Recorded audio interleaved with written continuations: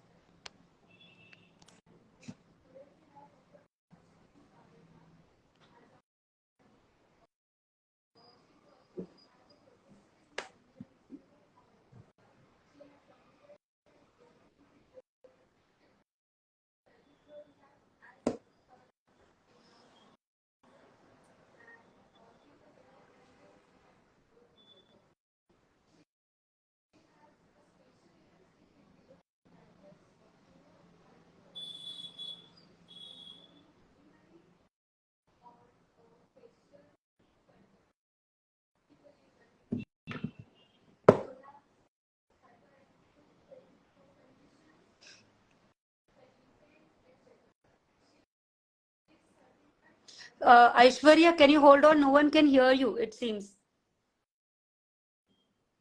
We're getting messages that they can't hear the host.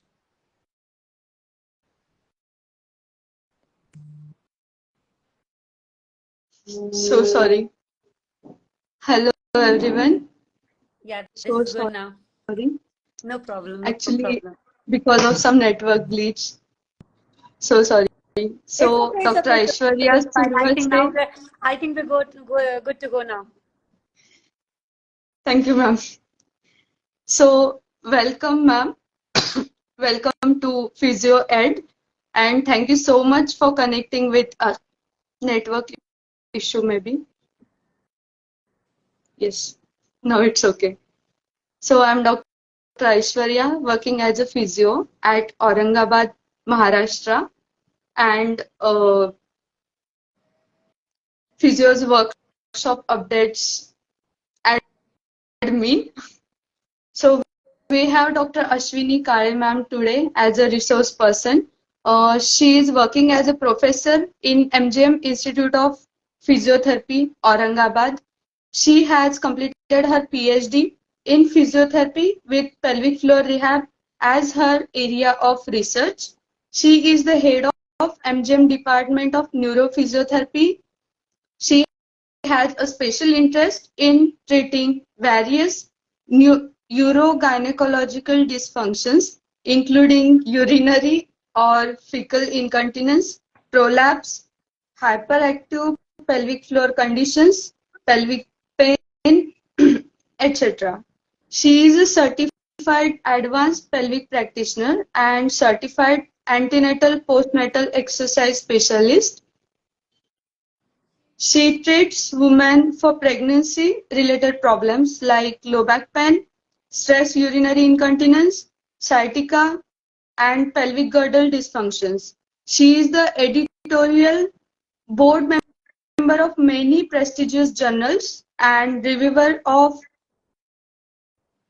index journals.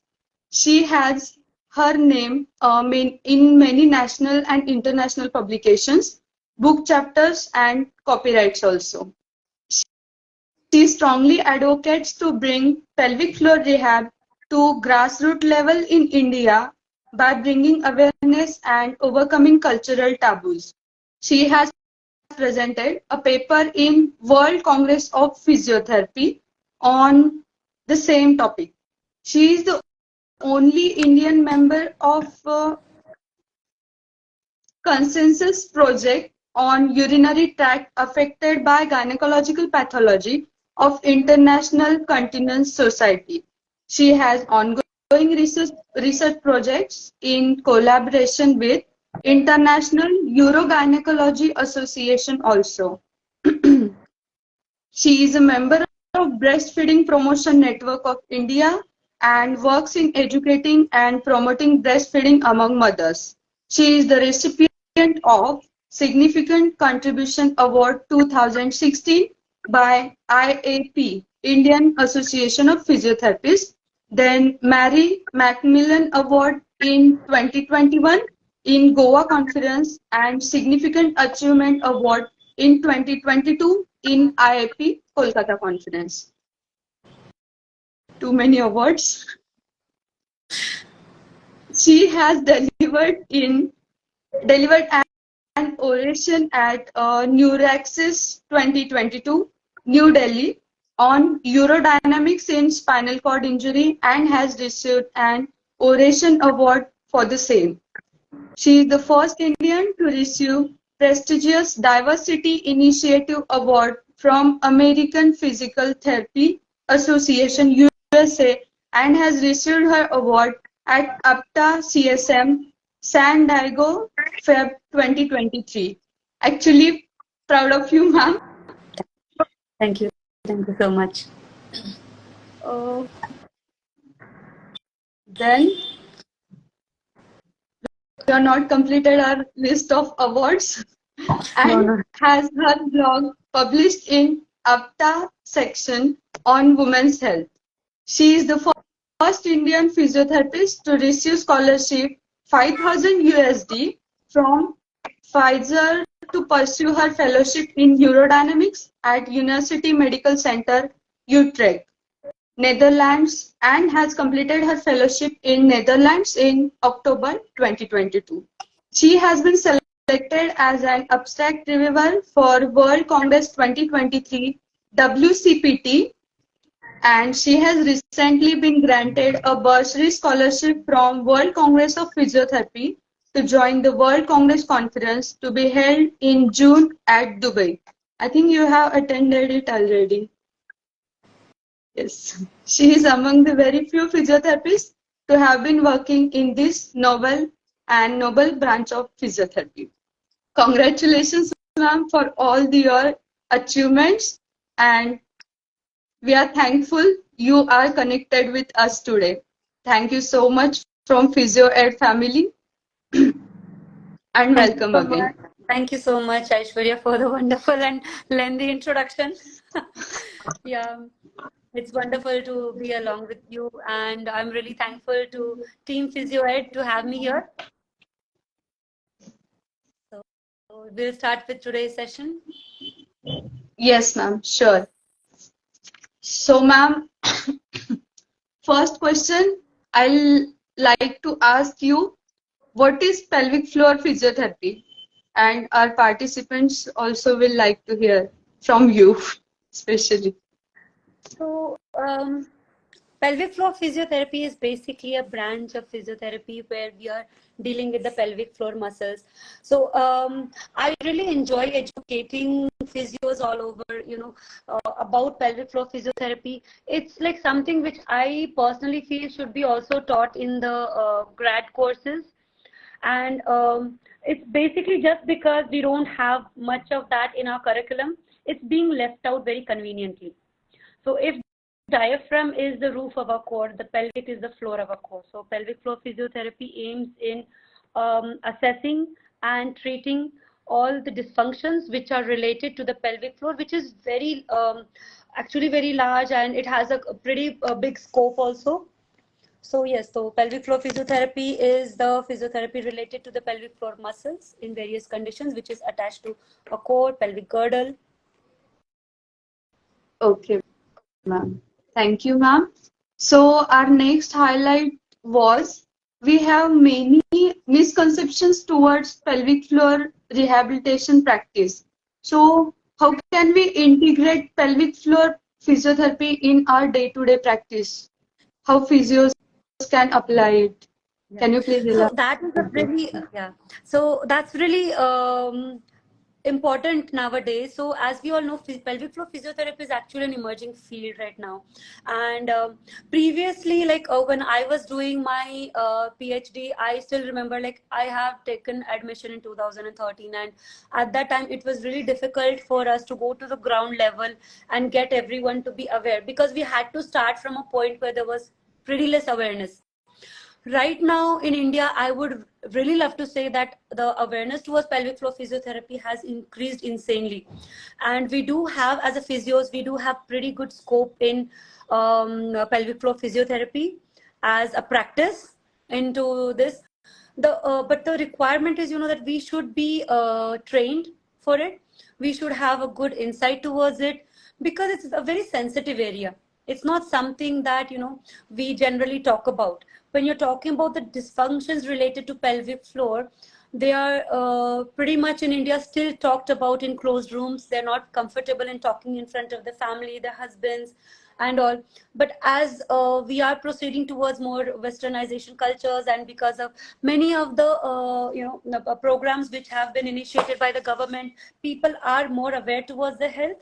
And I've seen a big deflect from those people who are first not willing to open up into these problems, then are opening up.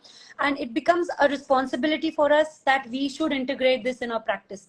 So what I usually tell physios is that when you want to practice, like once you're trained, you have pretty good scope not to go even internal. You can do many things externally as well. So when you're integrating pelvic floor physiotherapy, you should first know the basic assessment of how, and you should understand how the pelvic floor actually connects with the body.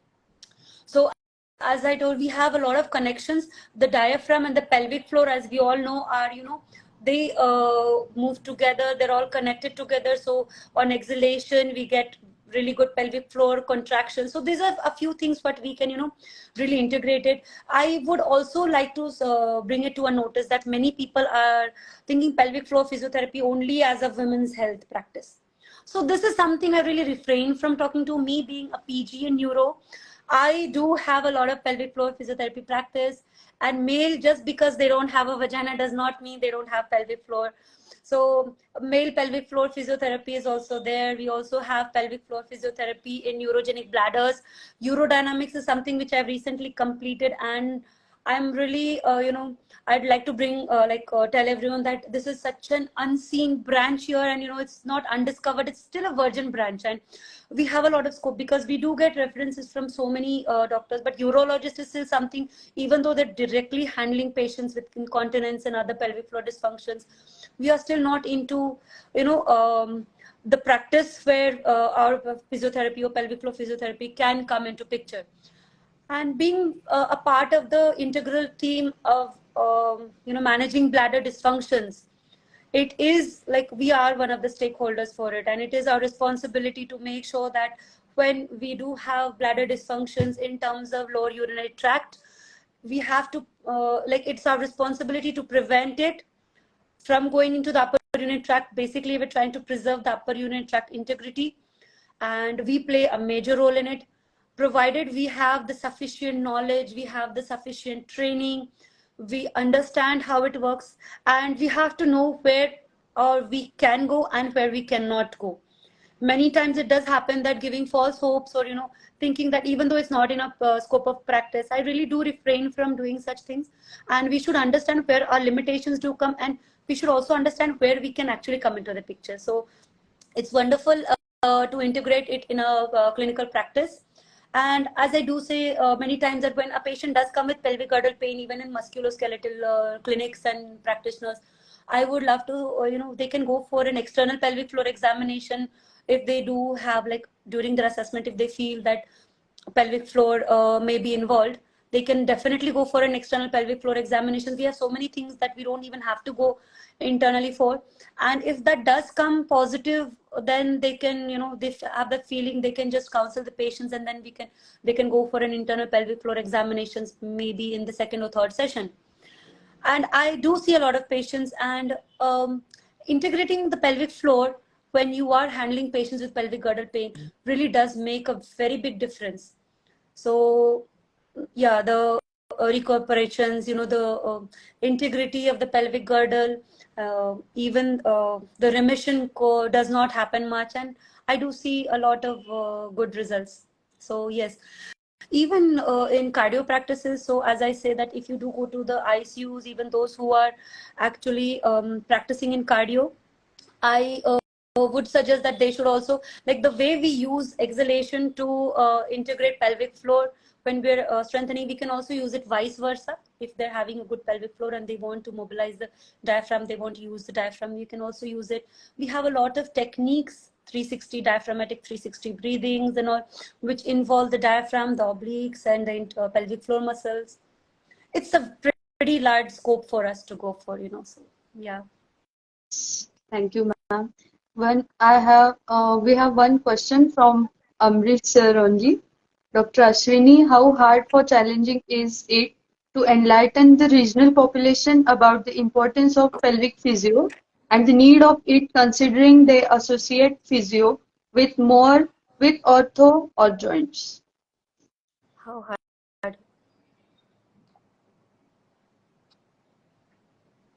Okay, so this is a wonderful question Ma'am, asked could by I Amrit. repeat? Yeah. So yeah. So it was like a pretty big task for us. So the regional physios, or in fact the practitioners here, previously I did face a lot of hurdles. The major challenging task is to prove the efficacy. So we do. I really do feel that we should always be up to date with our evidences. Literature speaks for itself.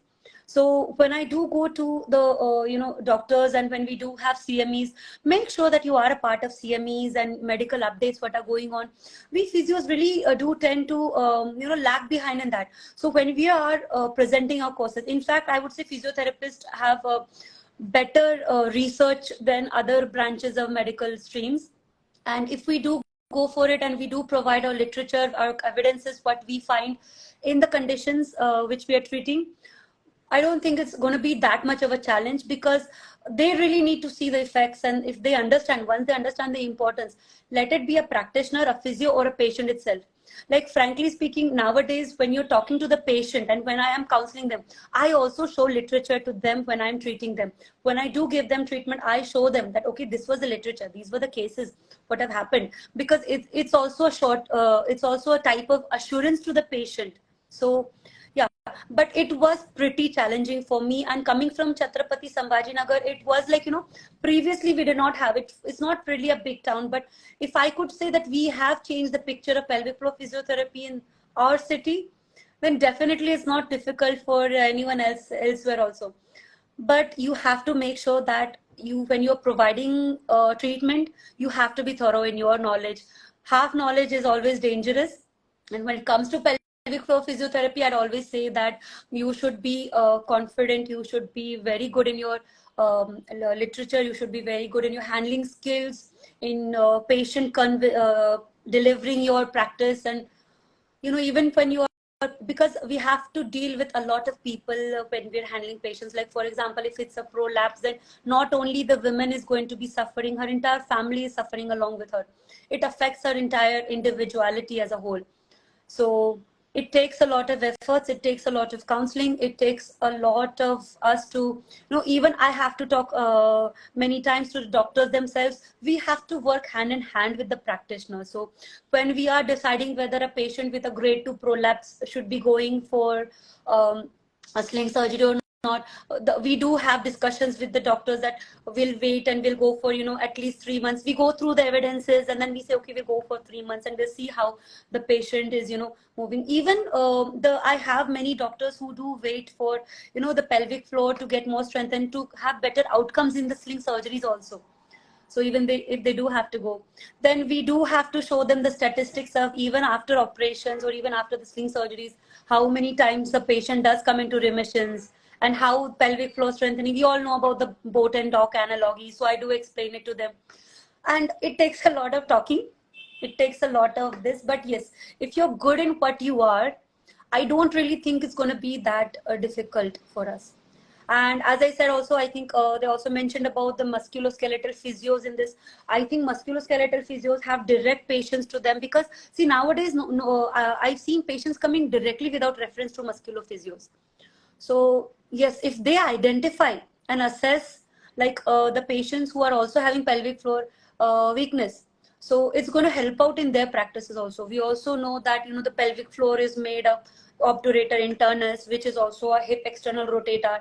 So when I do have a few patients coming after hip replacement surgeries who ended up into pelvic floor weakness, so Yeah, it takes a lot of efforts. It does take it. It was a difficult and challenging task for me also to establish it here.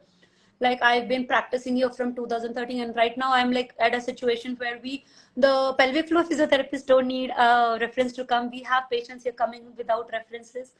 We have a lot of walk-in patients, and they're pretty happy. So I think the picture in India is changing, and even though it is challenging, it's not really impossible task to achieve. So we can really go Yes. forward for this. Mhm. And one more question is there. As we know, till final year and internship, we know pelvic floor rehab as only Kegel's exercise. Pelvic floor rehab is Kegels and Kegels is pelvic floor rehab. So I would love to like to ask you that Kegels or not Kegels? I mean, in every patient, we should give Kegels. So thank you for bringing up this question, Aishwarya. That's a wonderful thing, and that's something which I really have to explain to many doctors here also, because whenever they do, as we used to get references from orthopedics previously, IFT tens and ultrasound and whatever, and now they have stopped giving that. So previously also I used to get references that is to Dr. Ashwini and for Kegel exercises. So that used to sometimes get my antennas all strung up. But then I used to make sure that I treat the patient and I go back to the doctor and I do tell them that yes, not Kegels is not. And there are many things which is beyond Kegels. So for basically Kegels is just a umbrella term for them to use for pelvic floor physiotherapy. And I really think being a physio, we should refrain from using only one term. So when you do talk about whether to Kegel or not to Kegel, so basically what in other terms to go forward for pelvic floor muscle training or not for pelvic floor muscle training is, there are two different types of pelvic floor dysfunctions. We have one dysfunction is in a state of hyperactivity, which is hyperactive pelvic floor muscles, and then we have one state which we have a hypoactivity or an underactivity. So these are underactive pelvic floor muscles. Both of them are completely opposite. So the treatment goes completely opposite. So for example, if we have an underactive pelvic floor muscles, the patient will have lack in the the structure and support. They'll be completely weak, and they'll have prolapse. They may have prolapse, incontinence, and other problems. So leading to the weakness in the entire core also. But whereas in hyperactive pelvic floor muscle is in a state where the pelvic floor is in a continuously contracted position. So they will have different types of problems, like maybe pelvic pain during intercourse. They may have, vaginismus, okay, the dyspareunia. So even though if they are in a hyperactive pelvic floor muscle, it does not mean that it is strong. So hyperactive pelvic floor muscles may also be weak. But when we are going to talk about the treatment about hypoactive and hyperactive pelvic floor muscles, they both run in opposite directions. When we go for up training of the pelvic floor muscles in conditions of hypoactive pelvic floor muscles, we have to go for down training in hyperactive pelvic floor muscles. It's completely opposite. We have to teach them relaxation. We have to teach them lengthening. So the principle what works as a whole for me in pelvic floor muscle training is lengthening and then strengthening. So we have to make sure that the pelvic floor muscles are completely lengthened, because even if they are in a hyperactive state, I have many patients who are having hyperactivity, but they are still leaking. So that is one of their, things that it's because of fear or anxiousness or, their attitude or maybe some childhood trauma. So there are many, conditions in which hyperactivity can happen. So just imagine if a patient is already in a hyperactive has hyperactive pelvic floor muscles, is in a state of continuous contractibility. In those patients, if you're going to really give pelvic floor strengthening or Kegels, what you call, it's going to worsen the condition rather than make it more better. So in such patients, I would definitely not go for it. And you have to make sure the healthcare provider, whoever is there, you have to teach them. I literally have to teach them. They're not going to do anything which is going to cause a contraction. We have to teach them. We have to treat them with lengthening. We have to teach them how to lengthen. We have to give completely opposite positions, which helps to relax and which helps to elongate all the muscles which are surrounding the pelvic floor area. So that works in hyperactive pelvic floor muscles. Whereas the question is when to Kegel or when to do for pelvic floor exercises, as I told you, we have prolapse and other conditions, which is most commonly. So I have seen a trend among our physios that they're pretty confident when it comes to treating this hypoactive pelvic floor muscles. But when it comes to hyperactive pelvic floor muscles, we do have a lot of more area to go forward, and we can look into it again. Thank you, ma'am. One more question we have from Shilpa. Can you please show some techniques for pelvic floor activation? Okay. Hi, Shilpa. Good afternoon. Good to have you. And yeah, so basically pelvic floor activation, we do have so many methods we can go for pelvic floor activation.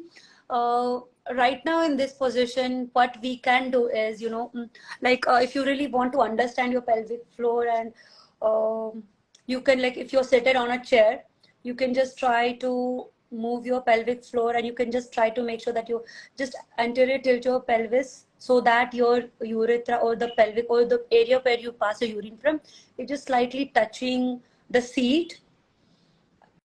You can just inhale, exhale, and while you're exhaling, just try to lift that area above the seat. So this is a way. When you're going for pelvic floor activation, I always like the first line would always be to isolate the pelvic floor muscles. So usually sitting does not work for me in the first go. I would always take them in an anti-gravity position, because when the patient does come to us, for them, they use the accessory muscles like the shoulders, the neck muscles, they're stiff. And then, for them, they entirely tighten up their whole body, and then they'll try to get a small pelvic floor contraction or activate the pelvic floor. The pelvic floor may activate a bit in that position, but that is not what we want to achieve. For us, we have to train their brain to isolate the pelvic floor muscles, and I'm telling you, it works wonders. Once the patient learns how to activate it and isolate the pelvic floor muscles as alone, it's going to be very easy for them to integrate it in different ways. It's like the motor control theories, whatever we have learned. First stage is always awareness. Okay. So we're going to first make them aware of the pelvic floor, that they have a pelvic floor, and how does it work. So for me, mental imagery also works, and as I told you, the neuro has actually helped me out, because pelvic floor actually works. Pelvic floor training works on motor control theories a lot. So bringing them to understand the pelvic floor, to get them aware of it, for isolating it. Usually, what I do is I make them in a supine. I give them a pillow for assessing if it's too weak. I make sure that they're not using any of their accessory muscles and keeping the chest calm. The reason why I always try to make sure that a patient does do a pelvic floor activation on exhalation is that we all know that when we exhale, as we're exhaling, the pelvic floor goes up. When we're inhaling, the pelvic floor goes down. So I use the exhalation or the diaphragm as an adjunct for very weak pelvic floor muscles. And I also ask them to understand, to close their eyes, imagine, because it really does help when they are utilizing and they're concentrating on it. Once they understand the gist of it, it's not really hard for them to take it further. So a patient does come to me. I usually call them to me until they understand how to isolate the pelvic floor muscles. And after that, then I switch them on for a home exercise programs. Hi, Sudhini. Yeah. So this is how we go for it. So if I could show, if it was a closed room or something, I could show even more pelvic floor activation techniques. But in this, I could only explain it as much. So limitations for being on Instagram Live. Yes. Please do join ma'am's workshop for more techniques. Yes. And for more knowledge. We have attended it already. Anyone has any question? Hi, We have 5 everyone. minutes. We have a lot of people joining, saying hi. Hello, Afan. Yes. Could you please explain the relation of pelvic biomechanics with pelvic floor? From Sudhini Borkar. Yeah. One more Hi, question. Sudhini. So This is basically, yeah, I would love to, and this is one of my favorite topics of, understanding the pelvic biomechanics with the pelvic floor, and that's the reason why I always teach the pelvic floors in different planes, the horizontal plane and the vertical plane. But I really think this is not, it's going to go beyond and bonkers for those, because we have a lot of, Sudhini does practice in pelvic floor as well. So I really think it would be somewhere nice where we could, discuss about it privately, so it won't go bonkers for others also, because we have a lot of third years and final years and others coming in. So when I start talking about planes and the pelvic floor, if I talk about all of this, then it's really going to get a bit this. I do have pelvic floor models which I would love to show you, and you could all DM me if you want something like that. I'd love to take a Zoom session also for you all if you want to understand any of the small concepts also. I love teaching, so I'd do that for you.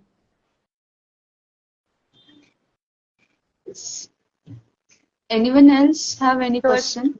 Do personally connect with me, and we'll have a Zoom session. We can also keep it open for those who have attended today's. Like, I'll post it on the PhysioEd website also, like on the PhysioEd Instagram. This also, we'll keep it, and then you can also just DM your questions also.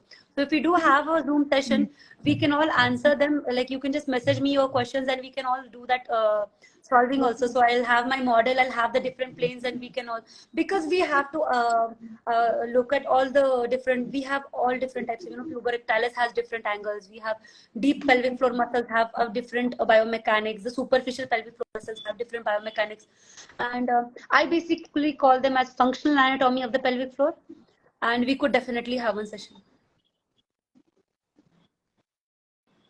Thank you, ma'am. Thank you so much for imparting your knowledge with all of us. And thank you so much for your time. Thanks a lot.